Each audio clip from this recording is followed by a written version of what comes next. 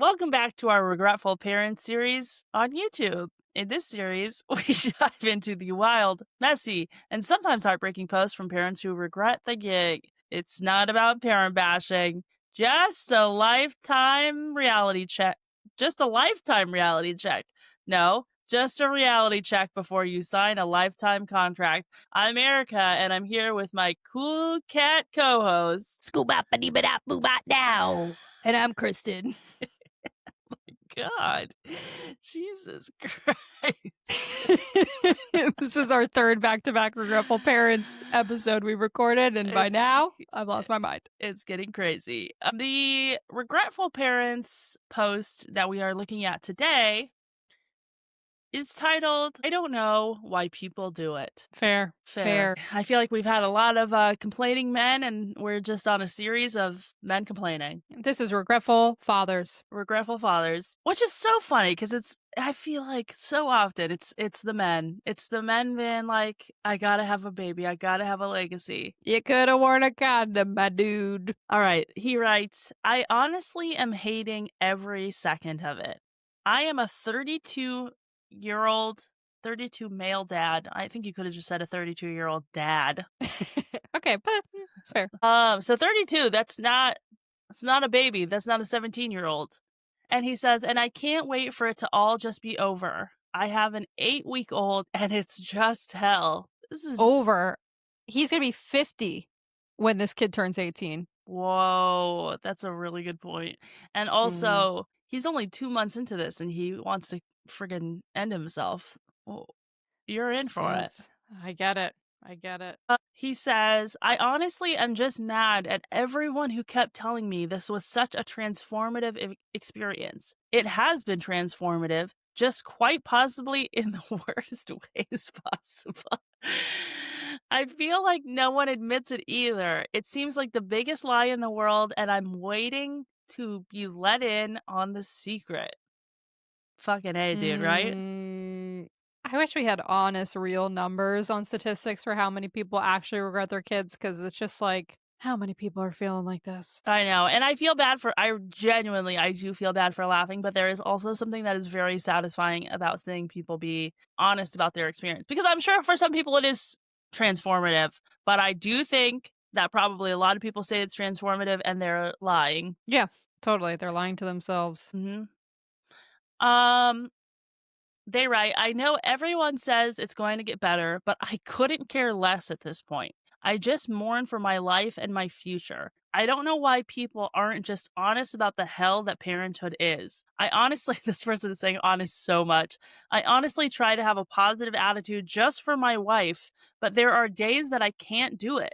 I just sit in my car some days to get away from it all because I can't wait for it to be over. I can't have a positive attitude about it. It's honestly eating me up from the inside, and my wife can see it or sense it. Oof. I mean, I was going to say, like, it's nice that he's trying to be positive for his wife, but I wonder what his wife is going through. And she does sense it, I guarantee you. Yeah. I am doing everything I can. I am doing the late nights with the baby. I'm trying to bond with him, but I just can't wait for him to grow up and leave so I can have my life back. Oh my God. And by then, you're going to be a completely different person. 50 at the earliest. At the earliest. I'm really trying to have a positive attitude and mindset about it.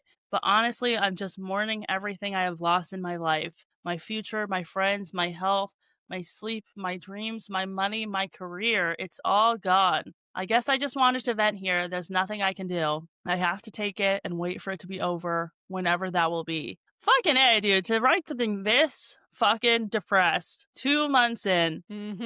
I'm taking notes because I got so much to say I don't want to forget. Oh, wow. Okay. Do you want to kick us off? No, I please. I wrote it down now.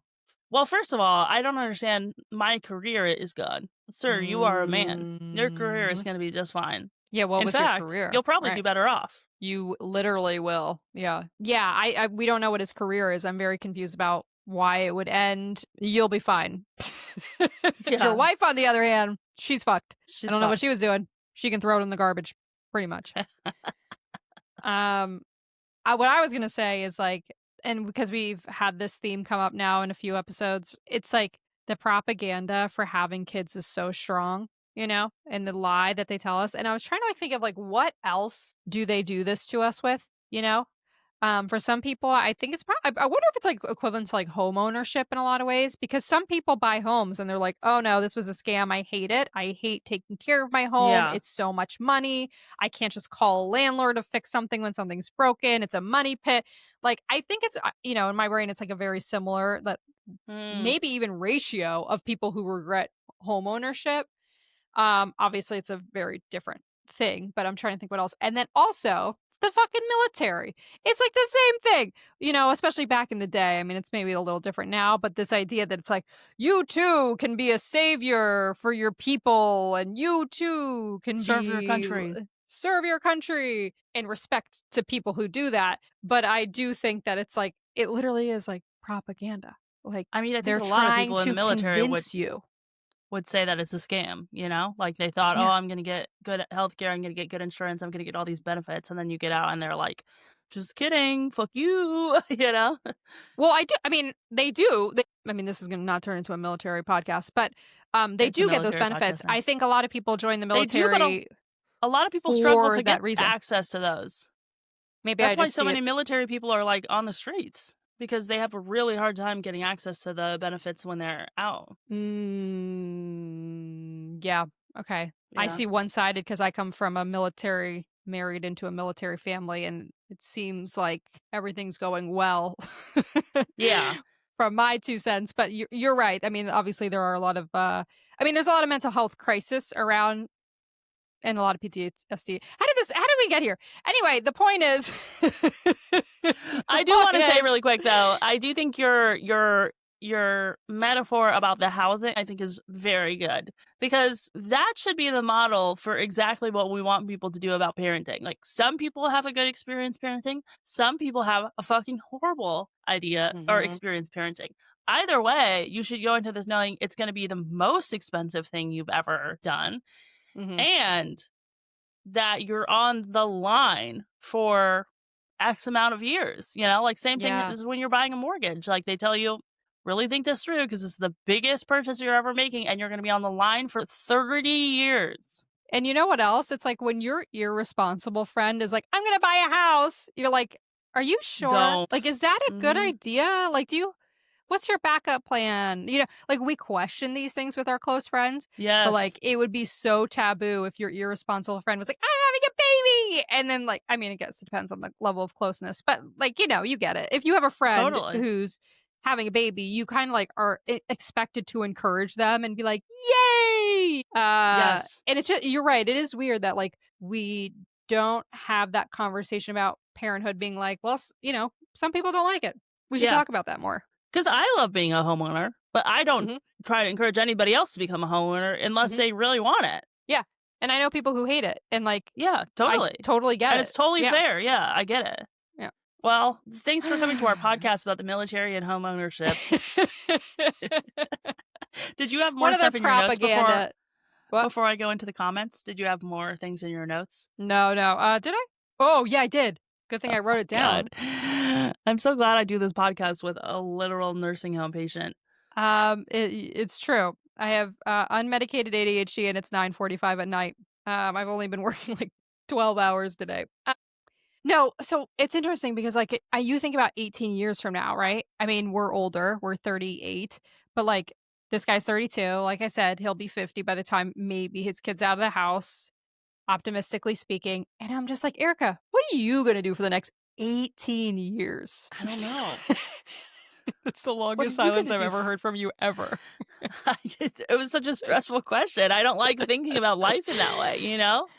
Yeah. Well, it's, like, crazy because it's, like, 18 years is such a long time, like, literally, like, "What's your Yeah. plans for 18 years?" I don't fucking know, but it's Wait, like. I do yeah, can I talk about this for a second? Because I feel like we've been seeing that kind of thing for, like, a lot recently where people are like, "Oh, I'm, like, so bored of everything these days. Like, all the things that I thought were gonna give me joy, like travel or my career or whatever, like, I'm just bored by them now, so maybe I should just have a child because that's gonna be, like, the final boss of things that Right, give my life meaning." right. And I'm like, what gives you the confidence that this is not going to be another thing that in like 3 years, you're like, I don't want to do this anymore. You know, like I Yeah. don't get any satisfaction from this. Because, I mean, you're going back to school. I've been talking about potentially going to law school because there's a part of me that's like, I don't want to do the same career that I've been doing for another 18 years. I got to find something new to entertain myself. Mm-hmm. And it's a big fucking risk to like tie yourself to something being like, yeah, I'm going to do this for the next 18 years, best case scenario. Mm-hmm. Mm-hmm. I know, isn't that crazy? Yeah, it's like I think a lot of people have kids because they want their life planned out for them because the ambiguity of 18 years without it, or in most cases, the rest of your life, like the next 40 years potentially, right? Like you can't imagine what the fuck you're gonna do. And having a kid is like, oh well, that's the life plan. That there's a schedule, right? Like the kid is 18 and then they go to college for years and then Mm-hmm. and then you live vicariously through them while they experience new things and go meet their partners and then they have babies. And then it's like, okay, well now I support the grandkids. Like that is literally a map for how to keep you busy for the rest of your life. And I mean, as I'll always caveat, like so many things could go wrong in that, Mm-hmm. and there's no guarantee that that kid's going to have that life plan or you're going to have that life plan with those kids. Like there's so much that could derail it. But for a lot of people, I think that's just like really overwhelming. And like, but your point is great in the sense that it's like, yeah, we start hobbies, we'll do the hobby for like a year optimistically. Like the fact that we've had a podcast for over 3 years is like, who saw An that actual coming? miracle. I know.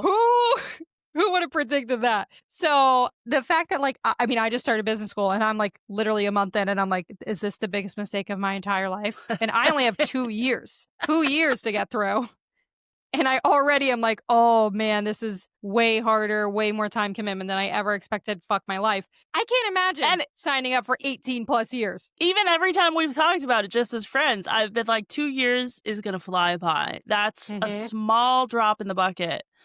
18 years? I mean, like, even with some of the stuff that we've talked about recently with people being like, oh, I want this like dream career. And you're like, well, in 10, 15 years, you can go pursue it. It's like you said, like by the time you're 50, you're going to be a different fucking person. Yeah, you're going to want different fucking things. And for me, 18 years of not having a plan sounds like a luxury. Like 18 years having a plan, yeah. 40 years of being like, I can move to France.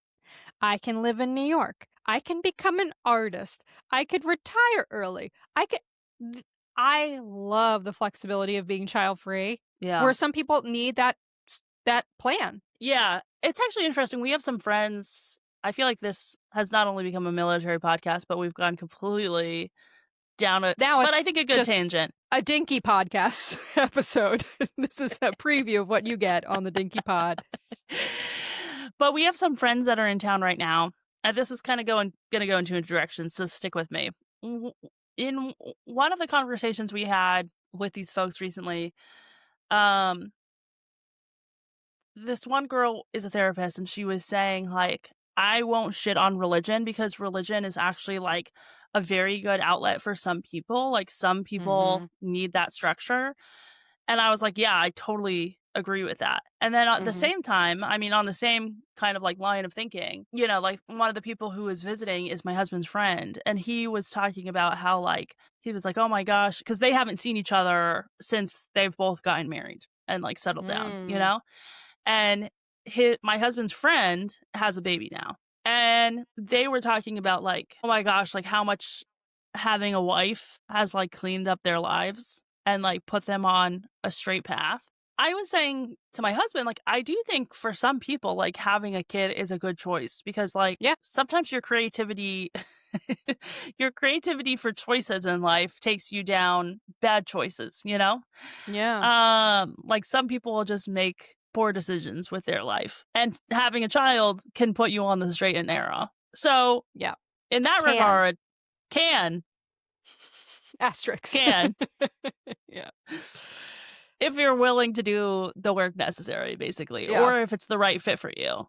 But at the same time, it's like I don't feel like I have that lack in life. Like I don't feel like I need direction. I like that I have so much open-endedness in my life. And I think for some people, that's a very foreign thought, but something that people need to engage more frequently, you know? Yeah.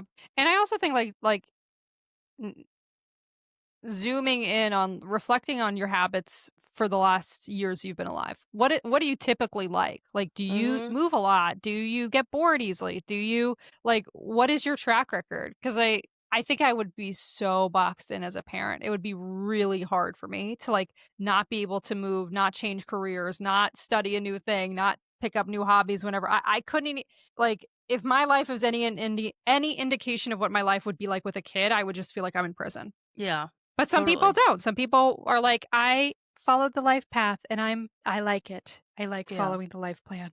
Yeah. You're boring, but it's fine. You can be boring. It's not a criminal act. You can be neurotypical. Have fun. What's that like? Okay, back on track. Did you have other things in your notes that you wanted to say? Nope, that was it. That was literally it. Okay. Okay, let's look at some comments. The top upvoted comment, it's got 240 upvotes. This person said, I won't tell you it gets better because nobody can guarantee it. But you might also be experiencing a lot of grief to work through over your old life, which is understandable. Wishing you the best. Then the next comment right under it is, it's been 3 years for me. I'm still mourning my own life. I had 38 glorious childless years. Oof. Ooh, and then this person said, just curious what made you decide to have a baby at 38. No judgment. And he said, we first started trying when I was 35, but it took a while to get pregnant. I got pregnant at 37 and I was already 38 by the time he was born. I didn't meet my husband until I was 31. Dated for 3 years, then married him. And I didn't want to start trying for a baby for a full year because I wanted to enjoy the marriage for what it was. I'm a late bloomer, and I was the one who didn't want to have kids right away. I'm 41 now and definitely not having more kids. One and done. Okay. Well, I mean, I really liked her Mm-hmm. attitude about it, Mm-hmm. dating for a few Yeah. years, waiting, Taking your being time. deliberate. Take your time. Take your time, guys. Take your Take time. your fucking time. Mm-hmm. The next most upvoted comment was, I have a 3-year-old boy and I started regretting my decision the night he was born. He cried so incredibly much and I legit said out loud, what have I done? My husband got so upset with me. Uh-oh. I hate to break it to you, but it does not get easier. That's a big lie. It gets more difficult for me personally. My son is incredibly difficult and he gets worse as he ages. The toddler years are a special kind of hell. Brace yourself, and whatever you do, don't have more kids. I know no more babies will come out of this body. If my husband wants it, he can have them with someone else. Nope, nope, nope. Yeah, first of all, I do think everyone's life is different. I don't think that just because somebody's baby years suck means the toddler years are going to suck, or everyone's different and every kid is different. But man, I can't think about having a partner who is on a different page than you about how you feel about parenthood. Like the feeling, I mean, we've seen this with a lot of the posts we've read today. It's like knowing your spouse, you're trying to hide your feelings from your spouse because you know that they wouldn't agree with you. It's like That that's a whole sucks. other level of hell. Like you can't even confide in the person you're with 24/7 a day. Like, damn, The dude. one person you're supposed to be able to trust to be there for you. Yikes. Bummer. Sucks.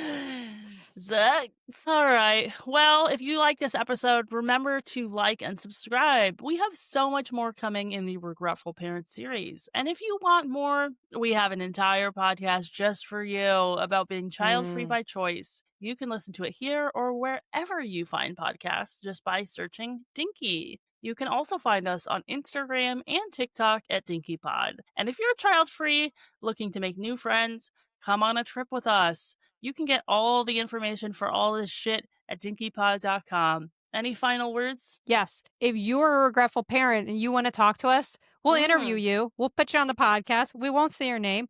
We promise. We can put it in writing. You can sue us if we ever expose who you are. We would just love to talk to you. So if we can change your voice. Everything, we just want to talk to somebody who's a regretful parent, especially on our podcast. please message us. Dinky@dinkypod.com is our email. Send us an Instagram. Whatever way you want to get in touch, we're here. Carrier pigeon. Maybe that. I don't have high faith that it'll get to us, but maybe. You never know. Have you seen those little weed birds? They're doing carrier pigeon weed delivery now. I don't understand how that works, but they are doing it. Okay, well, talk to a weed person and get in contact with us. In the meantime, if you haven't had kids yet, don't get pregnant. Or have more. No. Love ya.